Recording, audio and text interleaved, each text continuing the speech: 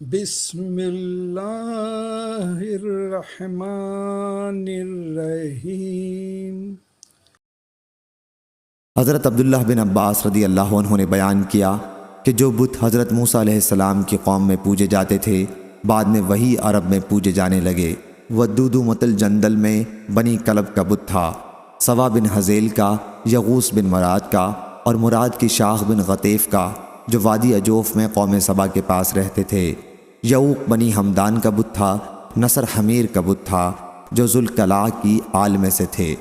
یہ پانچوں حضرت نوح علیہ السلام کی قوم کے نیک لوگوں کے نام تھے۔ جب ان کی موت ہو گئی تو شیطان نے ان کے دل میں ڈالا کہ اپنی مجلسوں میں جہاں وہ بیٹھتے تھے ان کے بت قائم کر لیں اور ان بتوں کے نام اپنے نیک لوگوں کے نام پر رکھ لیں۔ چنانچہ ان لوگوں نے ایسا ہی کیا۔ اس وقت ان بتوں کی پوجا نہیں ہوتی تھی، لیکن جب وہ لوگ بھی مر گئے جنہوں نے بت قائم کیے تھے اور علم لوگوں میں نہ رہا تو ان کی پوجا ہونے لگی۔ صحیح بخاری حدیث نمبر 4920۔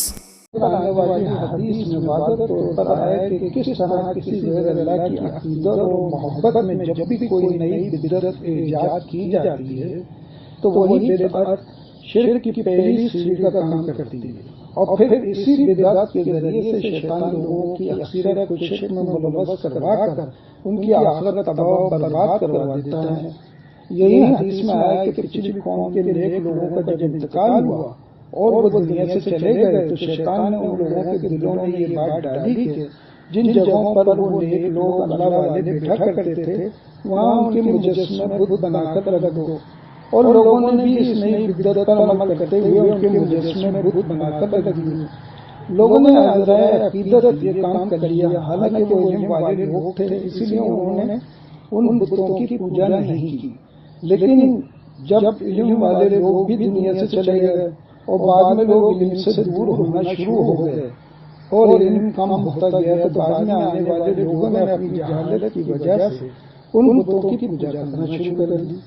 یہ تھی شیطان کی چال کہ اس نے علم والوں کو شرک میں نہیں پھنسایا، کیونکہ وہ علم والے لوگ تھے۔ شیطان کی چال میں نہیں آتے، ہرگز شرک نہیں کرتے، مگر شیطان نے ان سے اتنا ہی کام لیا کہ ان سے بدعت نیا کام کروا دیا اور بعد میں آنے والے کم علم لوگوں سے شرک کروا دیا، اور انہی بتوں کو مشرکین مکہ پوجا کرتے تھے۔